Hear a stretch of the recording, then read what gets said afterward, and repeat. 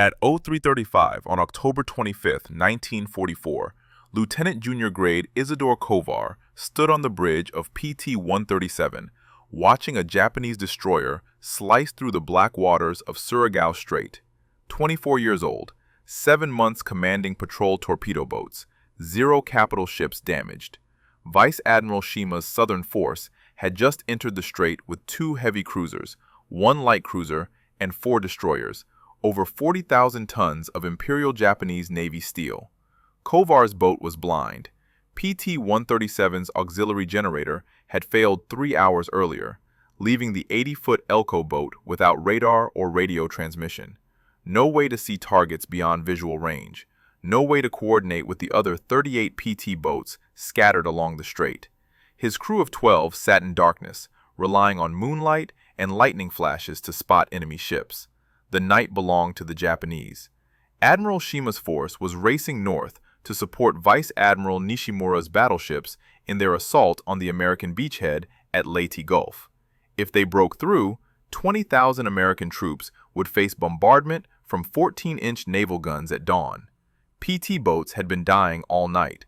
Lieutenant Commander Robert Leeson's section had attacked Nishimura's force 2 hours earlier.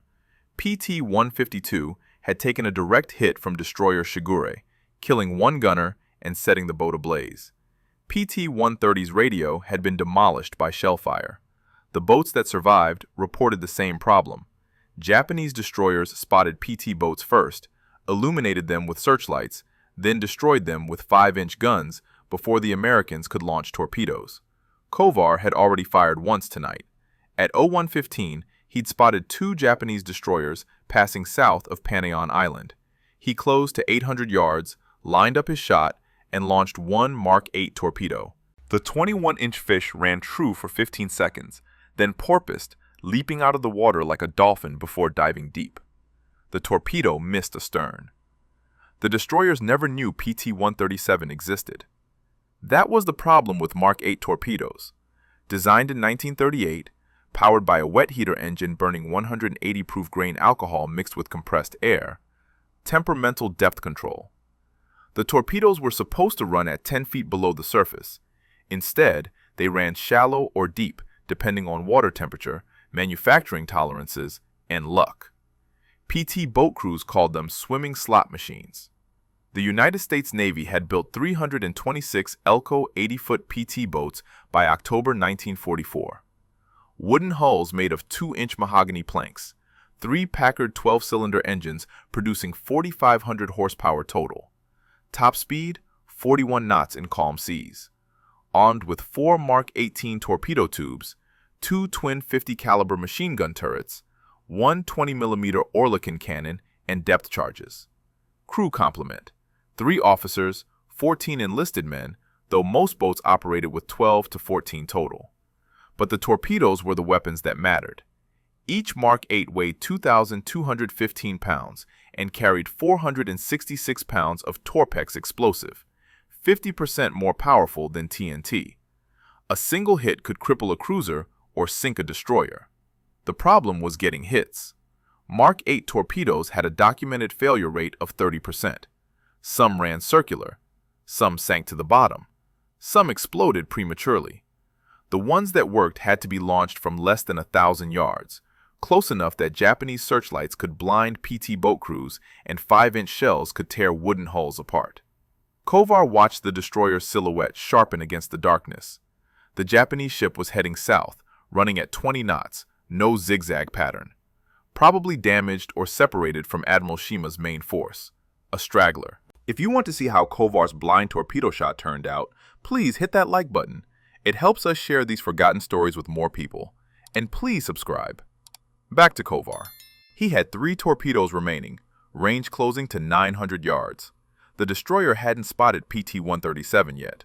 Kovar's boat sat low in the water, painted dark gray, with its engines throttled down to reduce wake.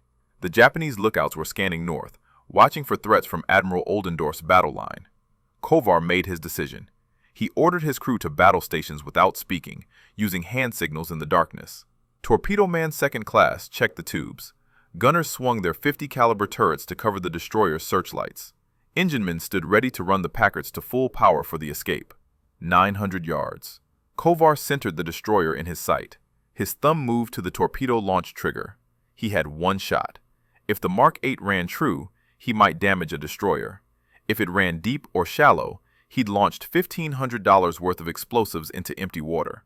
And if the destroyer spotted PT-137's torpedo wake, searchlights and shells would follow within seconds. Kovar pressed the trigger. The Mark 18 tube fired with a pneumatic hiss. The torpedo dropped into the water, and its wet heater engine ignited, leaving a phosphorescent wake that glowed green in the darkness. Kovar counted seconds. At 41 knots, the Mark 8 would reach the destroyer in 23 seconds if it ran straight, if it ran at all. The torpedo disappeared beneath the surface. No porpoising, no circular run. The wake tracked true toward the destroyer's midship section. Kovar kept his eyes on the target, waiting for the flash of torpex detonating against steel. Nothing happened. The destroyer steamed past the torpedo's track without slowing. No explosion, no fire, no damage. Kovar had missed. Another Mark 8 had failed. His crew stood silent on the deck, watching $1,500 of American ordnance vanish into Surigao Strait. Then the night erupted behind the destroyer. A massive explosion lit the water 800 yards beyond the Japanese ship. Yellow-orange flames shot 200 feet into the air. The concussion wave hit PT-137 3 seconds later, a physical blow that rattled the boat's wooden hull and knocked one gunner off his feet. Kovar grabbed the windscreen to stay upright. Something big had just died. The destroyer's searchlights snapped on, sweeping across the water toward PT-137. The beam caught the PT boat in its glare. Kovar shouted for full power. His enginemen slammed the 3 Packard engines to maximum throttle. 4,500 horsepower roared to life. Star shells burst overhead. Japanese illumination rounds hung suspended on parachutes, turning night into day. Kovar could see his entire boat lit up like a target at a shooting range. He ordered hard starboard, throwing PT-137 into a violent turn. The first 5-inch shell hit the water 30 yards to port. The second shell hit 50 yards astern. The destroyer was firing blind, trying to bracket the PT boat with high explosive rounds. Each shell displaced 2 tons of water when it detonated, creating geysers that drenched Kovar's crew. PT-137 reached 40 knots. The wooden hull pounded across the waves, vibrating so hard that instruments shook loose from their mounts. Kovar steered toward a thick bank of smoke that hung over the strait, residue from the night's earlier battles. If he could reach the smoke before the destroyer's guns found their range, his boat might survive. The third shell missed by 20 yards, the fourth by 15. The Japanese gunners were walking their fire closer. Kovar counted the seconds until the 5th shell would land directly on his boat. PT-137 hit the smoke bank at 41 knots and disappeared. The star shells still burned overhead, but the thick black smoke concealed the wooden boat from Japanese gunners. Kovar maintained full speed for 2 minutes, then throttled back and changed course to northeast. The destroyer's guns fell silent. Either they'd lost the target or they'd moved on to other threats. Kovar's radio man worked frantically to restore the auxiliary generator. After 10 minutes of rewiring connections in the dark, power returned. The radar screen flickered to life. The radio crackled with traffic from other PT boats. The explosion Kovar had witnessed wasn't his imagination. Someone had transmitted a contact report. Light cruiser hit, dead in water, listing to port. Location: southern entrance to Surigao Strait. Time: 0336. 1 minute after Kovar had fired his torpedo. But Kovar had shot at a destroyer. His Mark 8 had missed. He'd watched the torpedo pass harmlessly astern of the Japanese ship. There was no cruiser in his firing solution. No secondary target beyond the destroyer. Unless the torpedo hadn't missed. Unless it had run deep, deeper than the destroyer's 5-foot draft, and continued traveling through the water until it found a larger ship with a deeper hull. Radio traffic confirmed details. The cruiser was Abukuma, flagship of destroyer Squadron 1, Nagara-class light cruiser, 5,570 tons, hit in the number 1 boiler room, 37 crew dead, speed reduced to 10 knots. The cruiser had fallen out of Admiral Shima's formation and was attempting to retreat south. Kovar's torpedo hadn't failed. It had run exactly as designed, at depth. Too deep for the destroyer, which drew only 5 feet of water, but perfect for Abukuma, which drew 16 feet. The Mark 8 had passed under the destroyer and struck the cruiser 900 yards beyond. A failed shot had become the most significant hit by an American PT boat in the entire Pacific War. But Abukuma was still afloat, still armed with 7 5-inch guns and 8 torpedo tubes, still capable of 20 knots if her engineers could contain the flooding. And Kovar's PT-137 sat in Japanese-controlled waters with 2 torpedoes remaining and a generator that had already failed once tonight. Dawn was 3 hours away. Admiral Shima's force continued north into the killing zone that Rear Admiral Jesse Oldendorf had prepared. 6 American battleships waited across the northern exit of Surigao Strait with their main batteries loaded and gun directors locked on radar contacts. 8 cruisers flanked the battleships. 26 destroyers prowled the flanks, ready for torpedo runs. Vice Admiral Nishimura's force had already been destroyed. Battleship Yamashiro had taken multiple torpedo hits and capsized at 0419, taking 1,636 crew to the bottom. Battleship Fuso had broken in half and sank. Only destroyer Shigure survived from Nishimura's 7-ship force. Admiral Shima never reached the American battle line. At 0425, his flagship Nachi collided with the burning wreck of cruiser Mogami in the smoke and darkness. The collision tore a 40-foot gash in Nachi's bow and jammed her starboard propeller shaft. Speed reduced to 18 knots. Admiral Shima ordered his entire force to retreat south. The Japanese were running, but Abukuma couldn't run with them. The torpedo hit had flooded Abukuma's forward boiler room. Salt water poured through the 16-foot hole in her port side hull. Damage control teams sealed the watertight doors, containing the flooding to 2 compartments. But the cruiser had lost one of her 4 boiler rooms.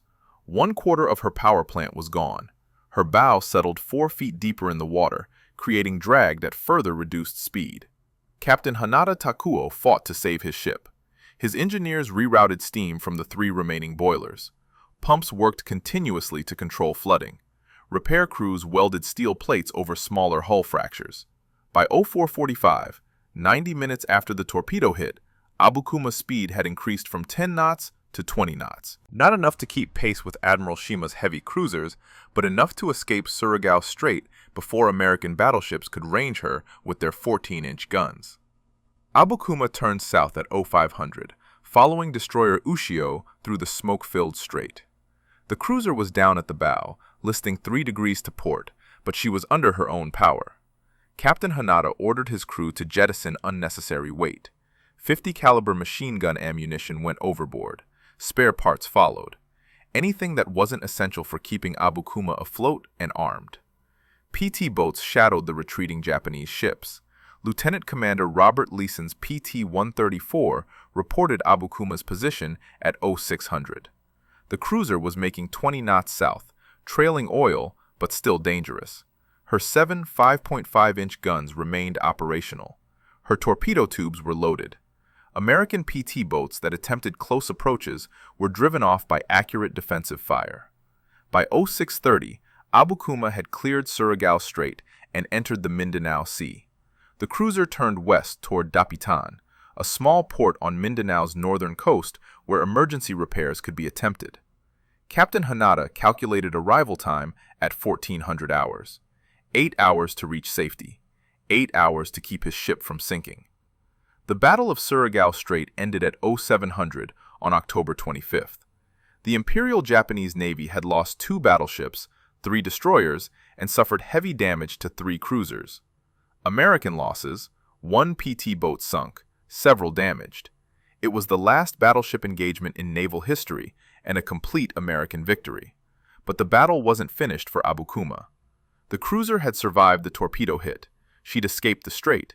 She'd maintained enough speed to run south ahead of American pursuit.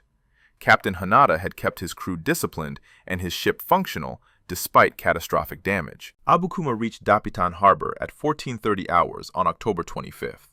Repair crews went to work immediately, welding steel patches over the torpedo hole and pumping out flooded compartments. The cruiser would need 3 days of emergency repairs before attempting the run back to Japan. 3 days anchored in Philippine waters. Vice Admiral Thomas Kincaid, commander of the U.S. 7th Fleet, received contact reports on Abukuma throughout October 25th. The damaged cruiser represented unfinished business. Kincaid ordered Rear Admiral Thomas Sprague to locate and destroy all retreating Japanese ships from the Battle of Surigao Strait. Sprague commanded 18 escort carriers operating east of Leyte Gulf. His air groups had been fighting Vice Admiral Takeo Kurita's center force all morning in the desperate battle off Samar.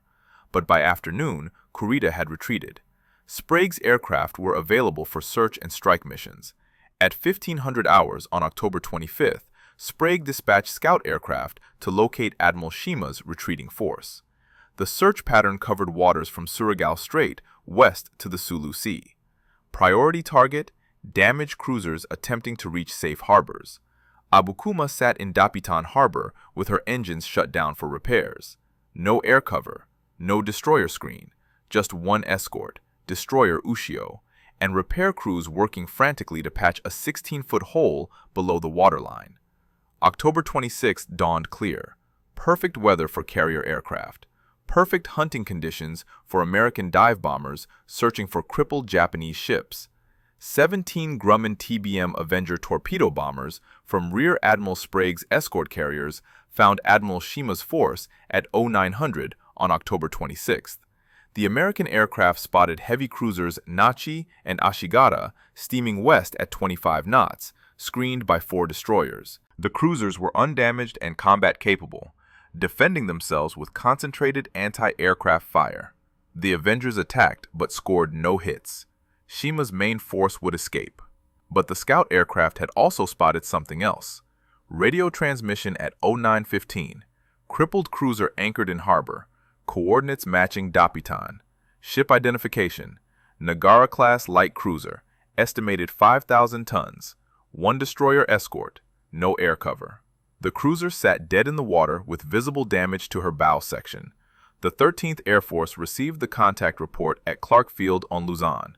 The 5th Air Force received it at Morotai. Both commands had B-24 Liberator heavy bombers available for immediate strikes. The consolidated B-24 was America's most produced heavy bomber, 18,500 aircraft built by October 1944. 4 Pratt & Whitney engines, maximum speed 300 miles per hour, combat radius 1,000 miles, bomb load 8,000 pounds. 44 B-24 Liberators launched from Philippine and Morotai air bases at 1000 hours on October 26th. Their mission? Sink the damaged cruiser before she could complete repairs and escape to Japan. The bombers formed up in flights of 4 to 6 aircraft and headed for Dapitan. Abukuma's lookouts spotted the first flight of B-24s at 1200 hours. 6 4-engine bombers approaching from the northeast at 12,000 feet. Captain Hanada ordered his crew to battle stations.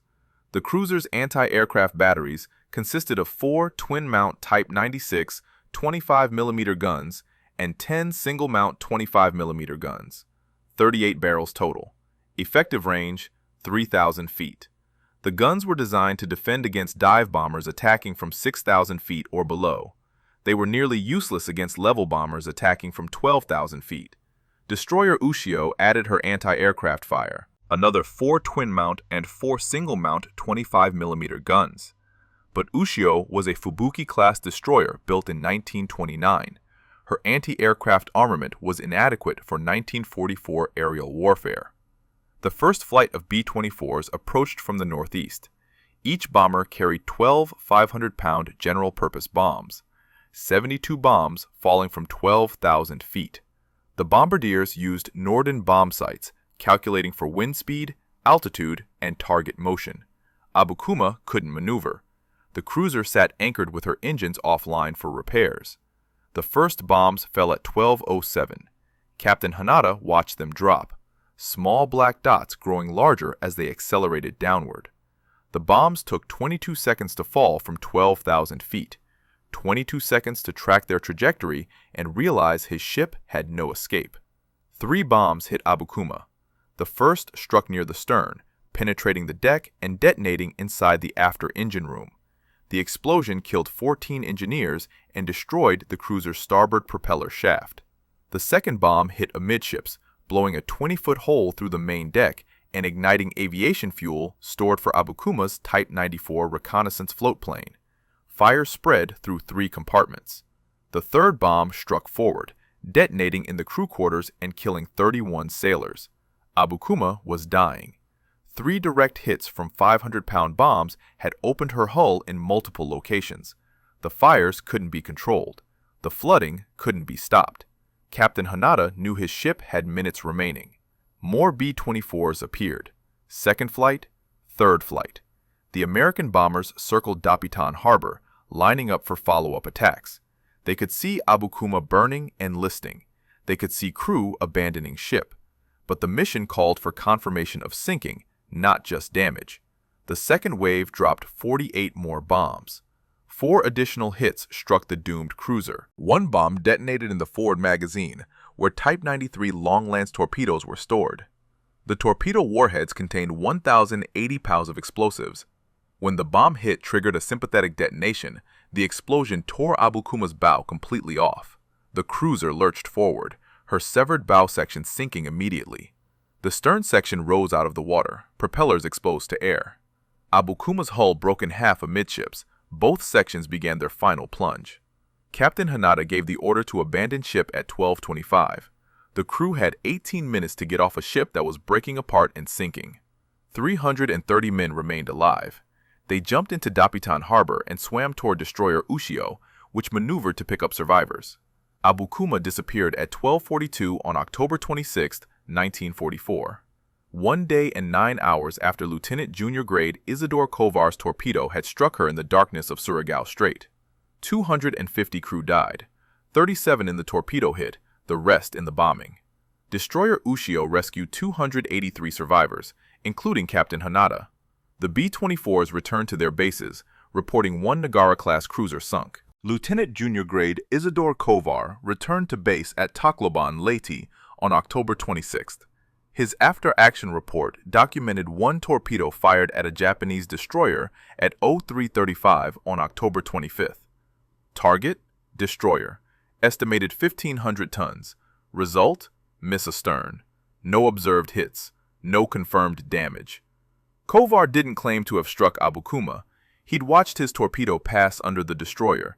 He'd seen no explosion on his intended target. The massive blast 800 yards beyond the destroyer had occurred in smoke and darkness. Kovar couldn't confirm what his torpedo had hit, if anything.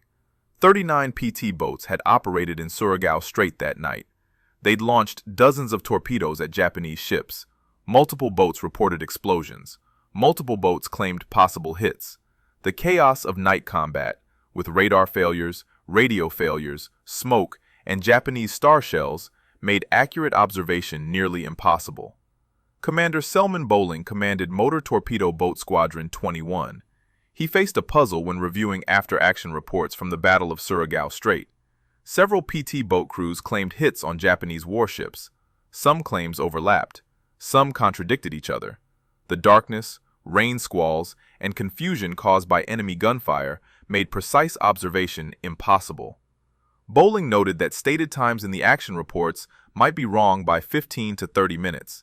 Estimated numbers and types of enemy ships weren't considered accurate, but someone had hit Abukuma. Japanese records recovered after the war confirmed the light cruiser had taken a torpedo hit at 03:25 on October 25th. Location: southern entrance to Surigao Strait near Bennett Point on Panaan Island. The torpedo struck Abukuma's port side near the No. 1 boiler room. 37 crew killed instantly. American naval intelligence began cross-referencing PT boat positions with Japanese damage reports. Only 3 PT boats have been operating near Bennett Point at 03:25.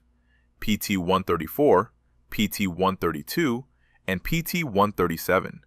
Lieutenant Commander Leeson's PT-134 had fired its last torpedo earlier, missing a destroyer. Ensign Jones's PT-132 had expended 4 torpedoes against another destroyer, all missing.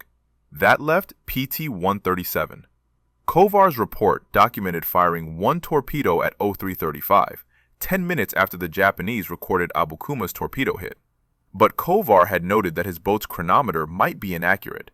Without functioning radar or radio, PT-137 had relied on a mechanical clock for time references.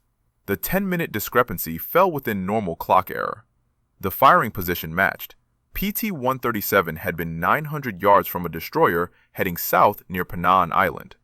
Japanese records showed Abukuma had been steaming south at that location, screened by destroyers. The geometry aligned perfectly.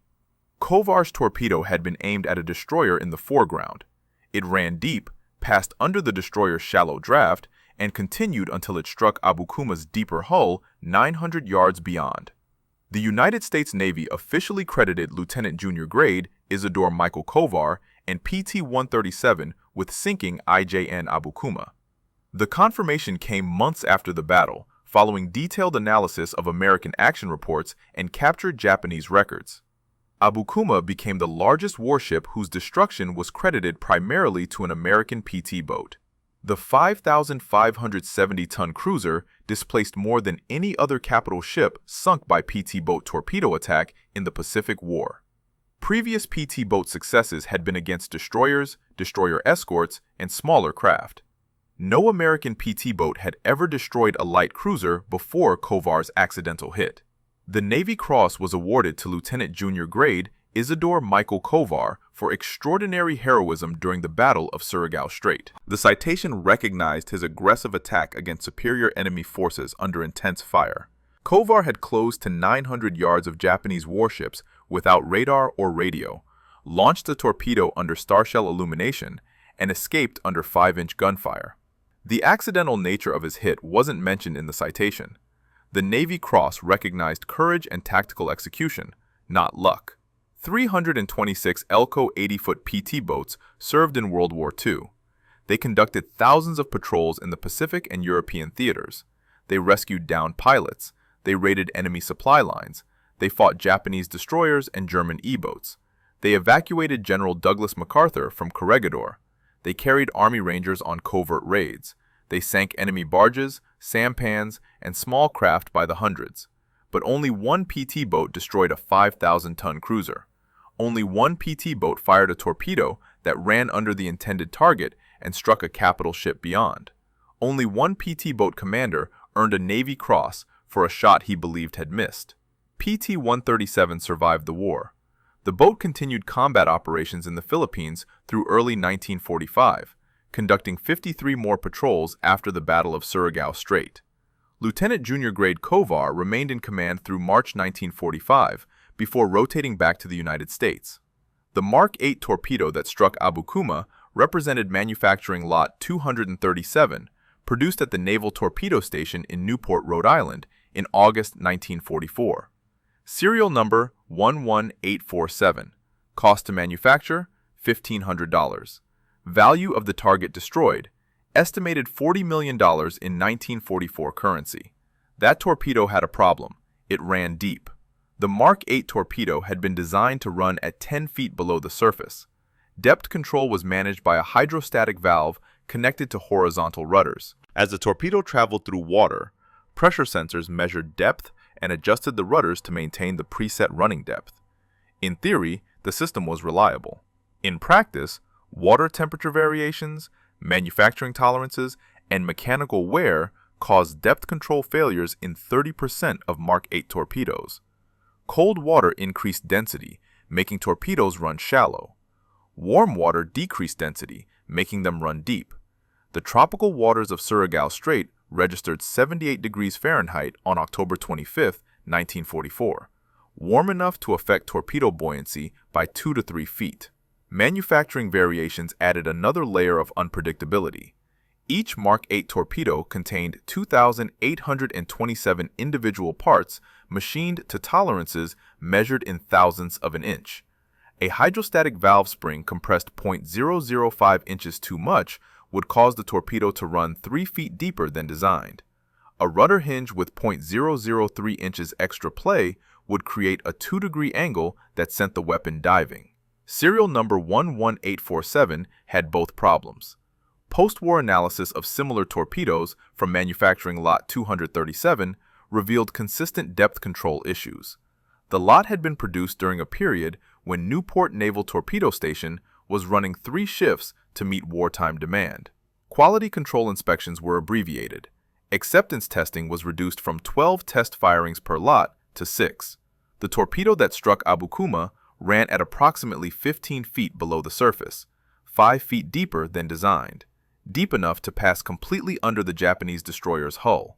Japanese destroyers of the Fubuki and Akatsuki classes drew 5 feet of water. Even adding 2 feet for below waterline hull contours, the destroyers presented 7-foot targets from keel to waterline. A torpedo running at 15 feet would pass underneath with 8 feet of clearance, but Nagara-class light cruisers drew 16 feet. Abukuma's keel sat 16 feet below the waterline when fully loaded. Her hull extended another 28 feet above waterline to her main deck, a 44-foot vertical target. The 15-foot deep torpedo struck Abukuma's hull 11 feet below the waterline, in the most vulnerable location possible, directly beside the number 1 boiler room. If serial number 11847 had run at its design depth of 10 feet, it would have struck the destroyer. The explosion would have damaged or sunk a 1,500-ton destroyer.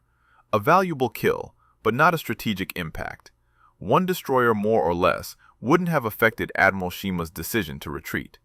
Instead, the deep-running torpedo missed the destroyer and hit a 5,000-ton cruiser. The hit crippled Admiral Shima's flagship capability.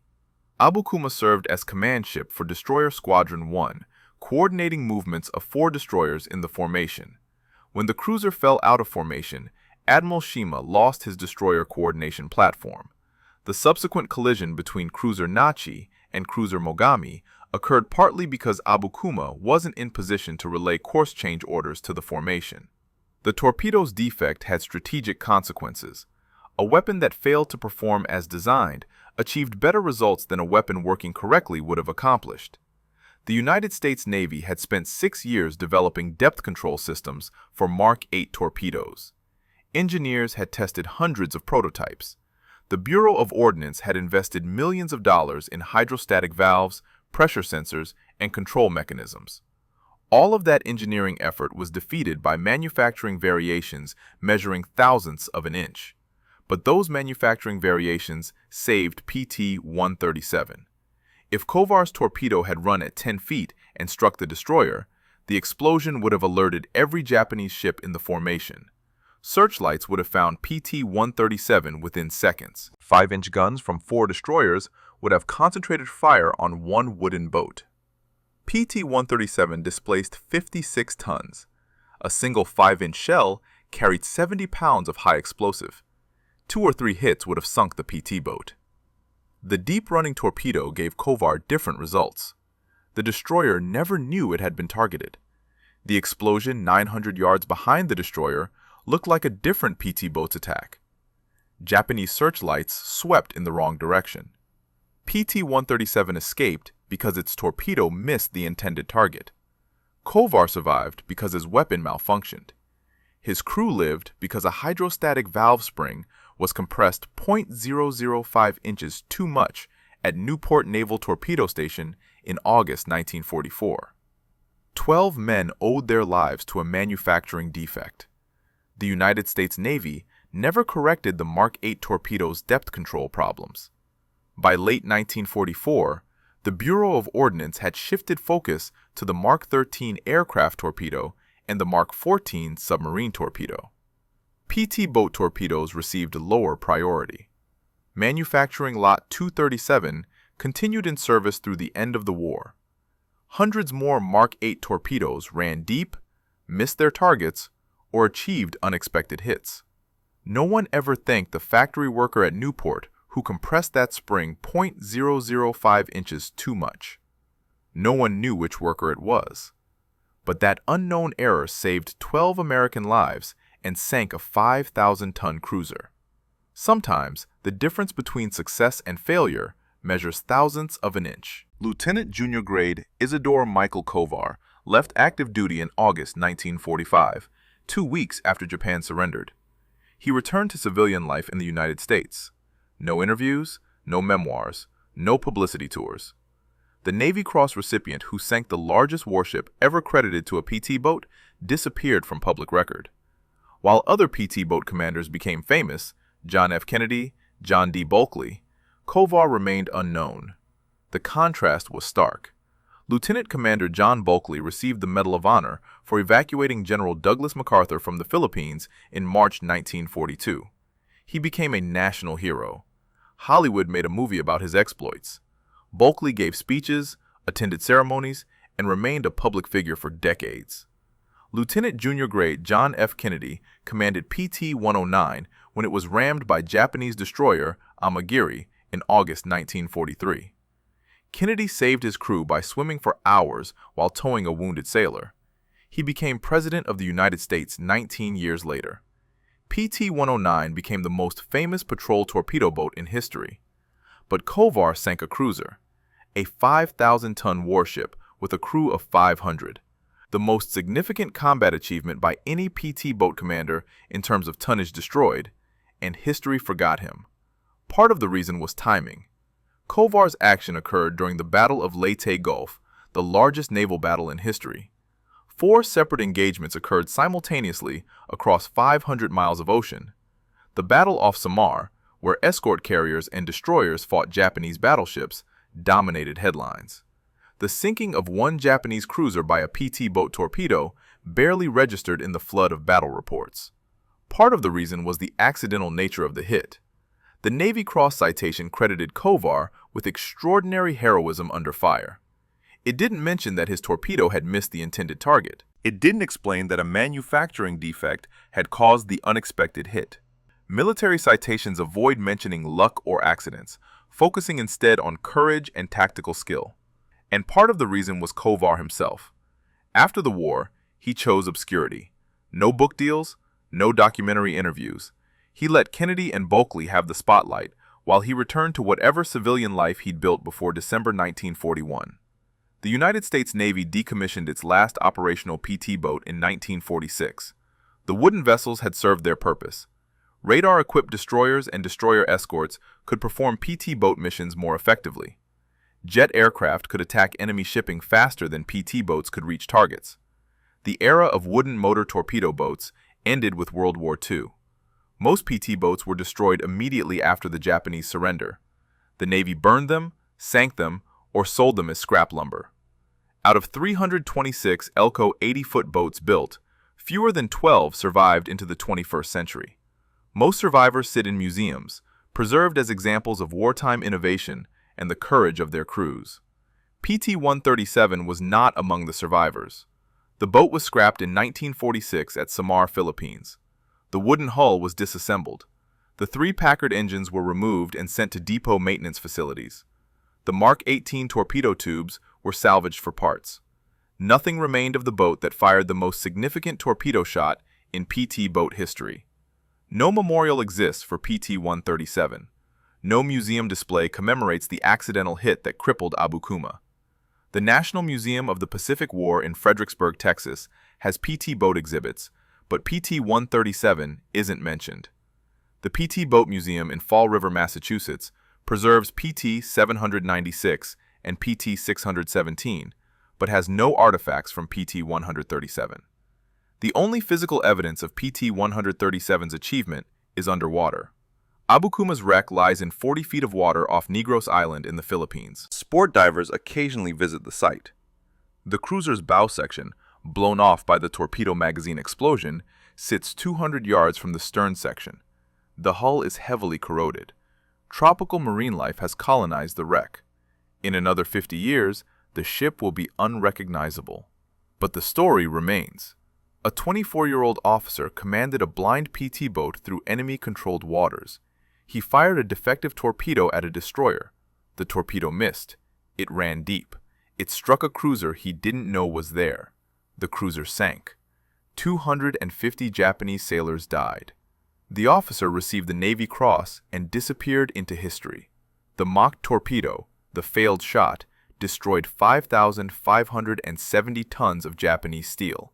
Not through superior engineering, not through tactical brilliance, through a manufacturing defect measuring .005 inches. And that might be the most honest war story ever told. The Battle of Surigao Strait changed naval warfare forever. It was the last time battleships would engage battleships in combat. Radar fire control, coordinated destroyer torpedo attacks, and aircraft carriers had made the battleship obsolete. The 6 American battleships that crossed the T at Surigao Strait, West Virginia, Maryland, Mississippi, Tennessee, California, and Pennsylvania, never fired their main batteries in combat again. Vice Admiral Shoji Nishimura went down with battleship Yamashiro. He was 54 years old. His decision to charge into Surigao Strait without waiting for Admiral Shima's support force cost Japan 2 battleships, 4 destroyers, and over 4,000 lives. But Nishimura followed orders. The Imperial Japanese Navy's plan for defending the Philippines required his sacrifice. Admiral Kiyohide Shima survived. His force retreated to Brunei, then to Japan. He commanded increasingly desperate operations as American forces closed on the home islands. After the war, Shima testified at war crimes tribunals, providing evidence about Japanese naval operations.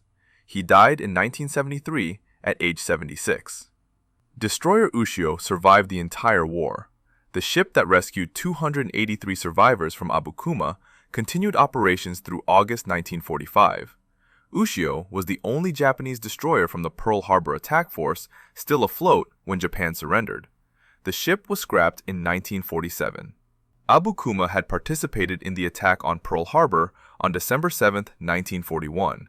The cruiser served as flagship for Destroyer Squadron 1 in Vice Admiral Chuichi Nagumo's carrier strike force. Abukuma screened the 6 carriers that launched 353 aircraft against the American Pacific Fleet. 3 years and 10 months later, an American torpedo sent her to the bottom. Lieutenant Junior Grade Isadore Michael Kovar earned the Navy Cross for extraordinary heroism at the Battle of Surigao Strait. He commanded PT-137 through enemy-controlled waters without radar or radio. He closed to 900 yards of Japanese warships under star shell illumination. He launched a torpedo that the Navy had designed to run at 10 feet below the surface. Manufacturing variations at Newport Naval Torpedo Station caused serial number 11847 to run at 15 feet instead. The defect measured 0.005 inches in a compressed spring. That tiny error made the torpedo run 5 feet deeper than designed, deep enough to pass completely under the Japanese destroyer Kovar was aiming at, deep enough to continue traveling until it struck light cruiser Abukuma 900 yards beyond. They mocked the Mark 8 torpedo. 30% failure rate, unpredictable depth control, weapons that porpoised across the surface or dove to the ocean floor. PT boat crews called them swimming slot machines because hitting anything was pure chance. But serial number 11847 didn't fail. It ran exactly deep enough to miss a 1,500-ton destroyer and hit a 5,570-ton cruiser. The explosion at 0335 destroyed Abukuma's forward boiler room in seconds, killed 37 crew instantly, flooded 2 compartments, reduced speed from 36 knots to 10 knots, turned a combat-ready flagship into a crippled wreck that would sink under B-24 bombs 27 hours later. The failed torpedo destroyed the largest warship ever credited to an American PT boat, not through superior engineering, not through tactical brilliance, through a manufacturing defect measuring thousandths of an inch and 900 yards of blind luck. Kovar returned to civilian life after the war and disappeared from history. No book deals, no interviews, no memorial. While John F. Kennedy became president and John Bulkley became famous, Isadore Kovar remained unknown. The officer who sank a 5,000-ton cruiser was forgotten, while officers who sank nothing became celebrities. PT-137 was scrapped in 1946. No museum preserved the boat. No artifacts survived. The only evidence of its greatest moment lies underwater off Negros Island, where Abukuma's broken hull rests in 40 feet of water. Sometimes, the mocked weapon becomes the most effective weapon. Sometimes, the failed shot becomes the killing blow. Sometimes, the forgotten heroes change history while everyone watches someone else. If this story moved you the way it moved us, do me a favor, hit that like button. Every single like tells YouTube to show this story to more people. Hit subscribe and turn on notifications. We're rescuing forgotten stories from dusty archives every single day. Stories about PT boat commanders who sank cruisers with defective weapons. Real people, real heroism. Drop a comment right now and tell us where you're watching from. Are you watching from the United States? United Kingdom? Canada? Australia? Our community stretches across the entire world. You're not just a viewer, you're part of keeping these memories alive. Tell us your location. Tell us if someone in your family served. Just let us know you're here. Thank you for watching. And thank you for making sure Isadore Kovar doesn't disappear into silence. These men deserve to be remembered, and you're helping make that happen.